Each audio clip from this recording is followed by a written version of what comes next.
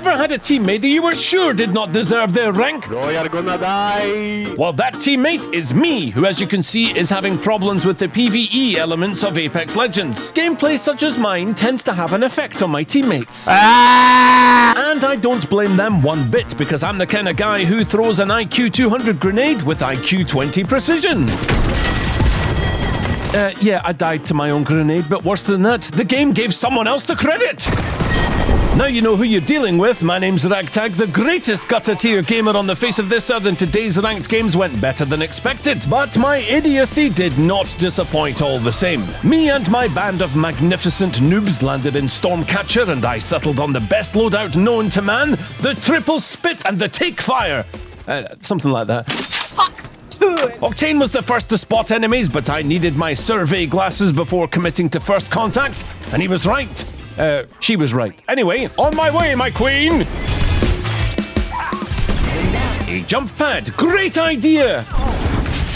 For you, at some point I'd have to address those fuel consumption issues. Maybe next year. Yoink!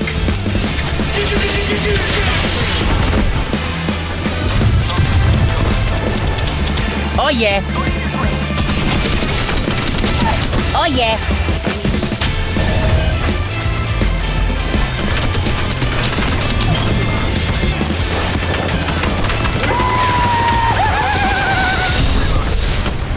Amazing how much damage can be done when 3 people just push W and open fire. Someone eventually gets lucky, even if that someone was not me. Round 1 began to close, 16 squads left and a loadout that was pretty juiced up with attachments. All we needed to do was point ourselves at the nearest firefight because we had a secret weapon on our team. Oh yeah. We had an Octane whose sole battle plan was to jump pad into battle and draw all the fire. Hit the ejector seat. I think there's a beautiful jump pad just sitting here. Just gotta patch myself up. Trouble is, I really wanted that plan to work, even if the jump pad had broken on the terrain, and my friend Mirage ended up paying the price.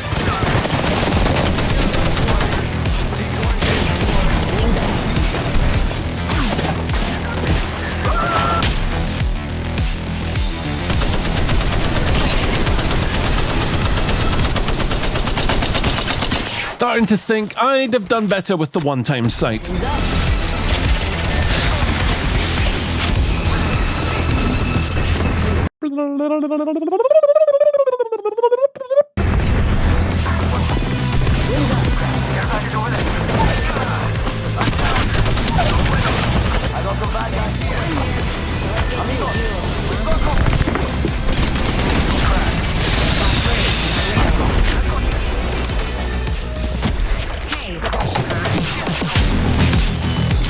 My courage began to waver. That is, until I heard someone trying to revive my knock.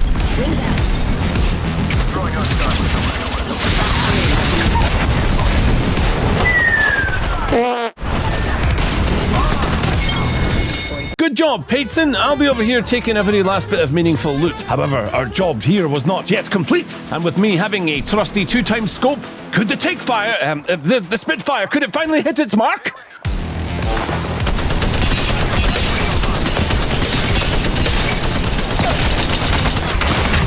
You weren't expecting that, were you? Me neither. It was definitely time to push. It was definitely not time to push.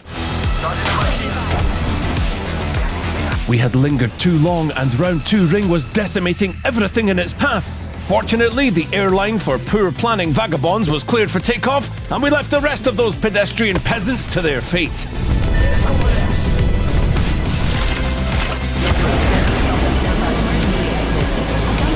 Jurassic Park was our next stop, and enemies were out in the open, ready for a missile launch!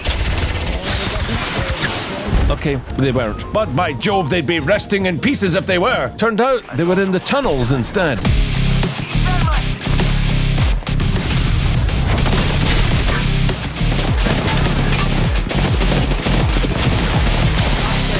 We collectively decided that the tunnels were not essential to winning this game, so we turned around and walked away. That is, until we heard gunfire from within. That team was getting attacked. We had to capitalize.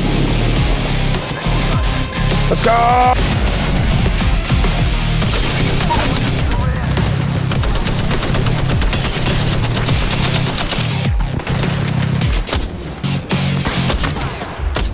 For the first time ever, Octane wasn't in the front line. Guess that was my job now.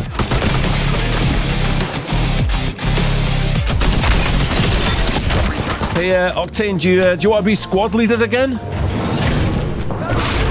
How could we still be losing a three-way fight that we were third-partying? But more importantly, why do we think that continuing said fight was a good idea with round 3 soon to close? Because we didn't have any good ideas. That's why.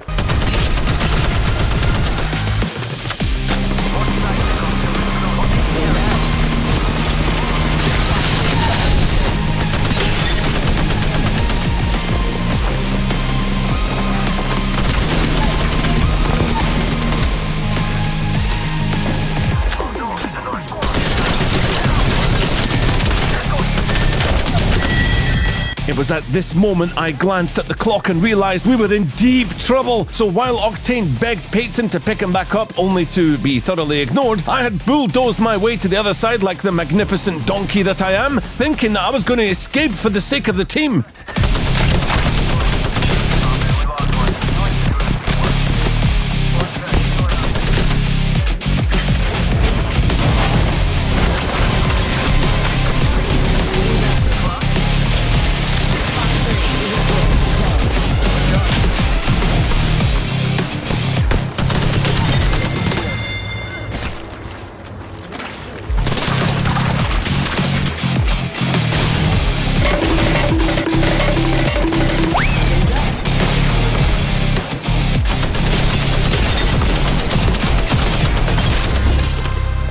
So it would appear that in gold lobbies, it's not the skilled but the luckiest who survive. But our Mirage did his mea culpa, then brought our queen back to the battlefield.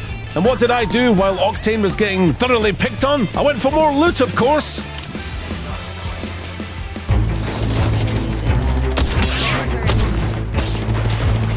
Five squads left. No more time for silly edge-of-the-ring plays. We had to take a superior position for the end game, even if it meant fighting to the death for it. However, there was just one problem. And that problem was that Octane chose a completely different building. Actually, I was also running low on ammo, and my friend was about to find out how costly my aim truly was.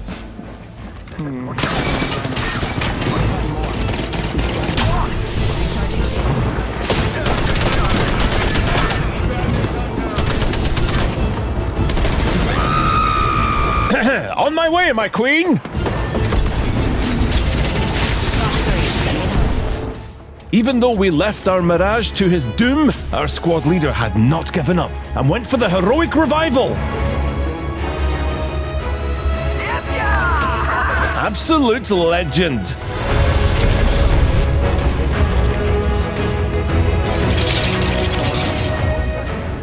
Now with round 5 soon to close, our building was looking less and less secure, and the only way to survive was to relocate.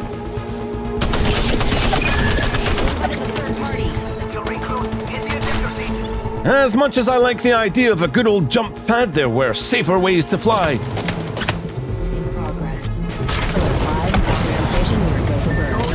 Octane said no.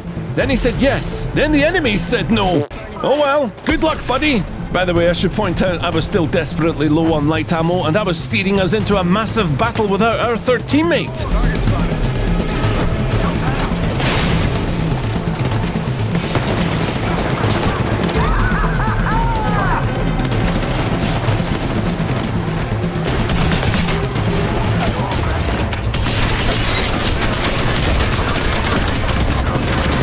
This is about as over as any game could ever get, and I shook my head in resignation.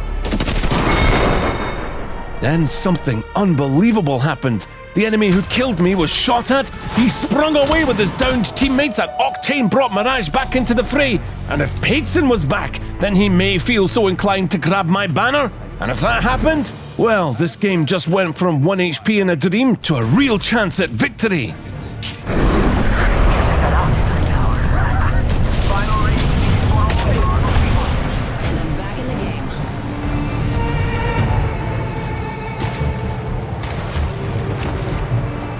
Target's right in front of me.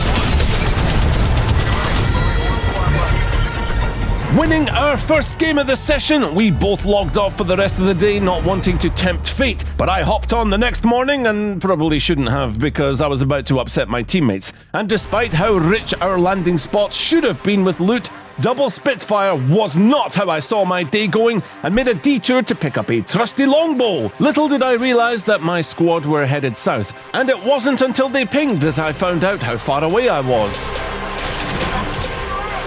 Instantly one clipped. Was this battle salvageable? No, it wasn't, but I had 0 damage, so I needed to fix that. Yep, this was bad. Mate, where are you?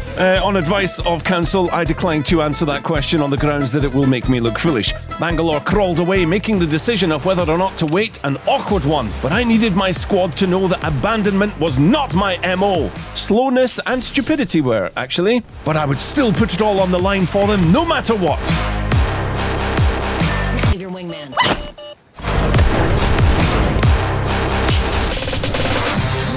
However, I was the bad guy now, and no matter what anyone else did, it would be hard for anyone other than me to get the blame at this point. So while Sparrow was killing spiders, I spied enemies approaching fast and pointed them out. I mean, I tried a few warning shots as well, but let's just say they were ineffective.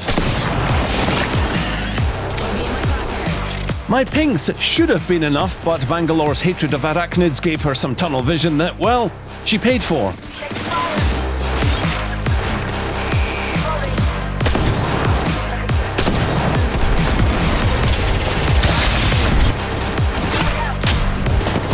Okay, well, now this was just unfortunate, and I was becoming unhappy with my longbow aim. Hiya! Valk, do you use a gun or just fly? Thank you for the question. I use the gun until my misses allow the enemy close enough until it is time to fly. I don't know why he was so confused, but now the hunt for the replicator was on, and this was a bad time for my detractor to be spectating me, because everywhere we chose to go was a place where enemies were lurking. You're a madman. I come to the right place then.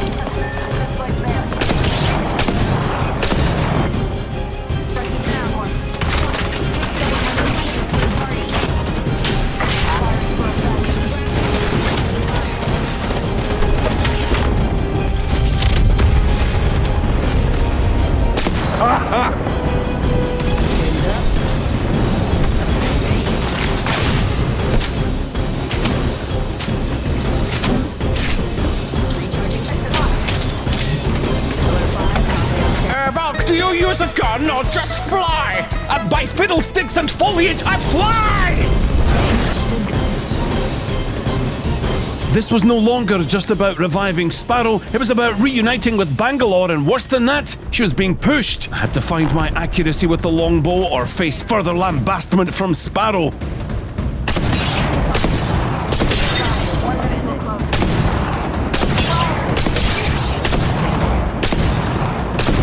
Better, but could I make it in time? That was the question. Wings up. And the answer was of course not.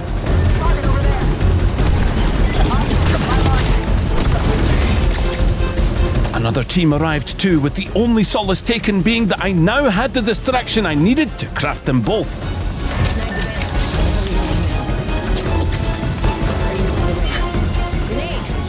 As round 3 closed, both teammates silently judging me, the pressure grew for me to save this game from being a total disaster.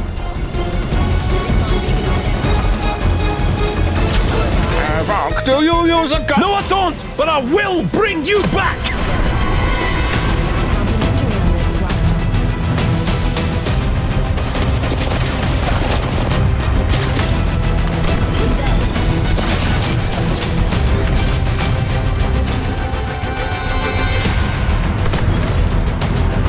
The will to survive served me well, but that did not solve the problem of people camping that beacon. The only thing I could bank on was the imminent closing of the ring, and that whoever was up there would have to move.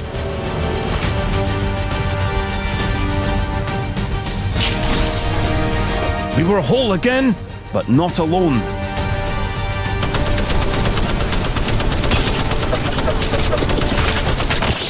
Yeah, I really should rethink taking the Spitfire.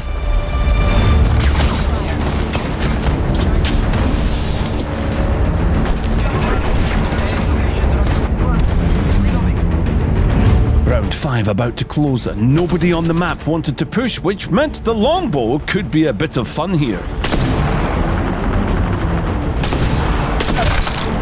Wings out. The tension grew and the arena grew smaller, which is when I realised that my teammates may well be a pre-made. Wait, he don't have shield and upgrades! Only 2 other teams, and yet sitting in this corner as a full squad of 3 felt absolutely comical to me.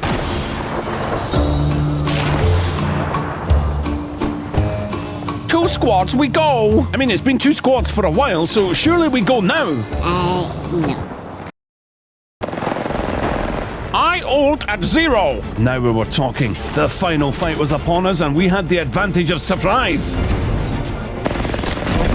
Knocking at the door.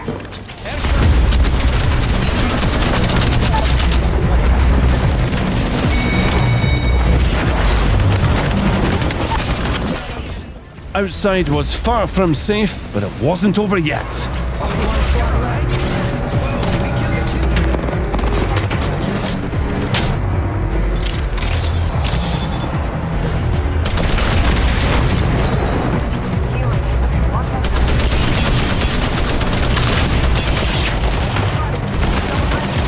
Was I about to win my 2nd game in a row?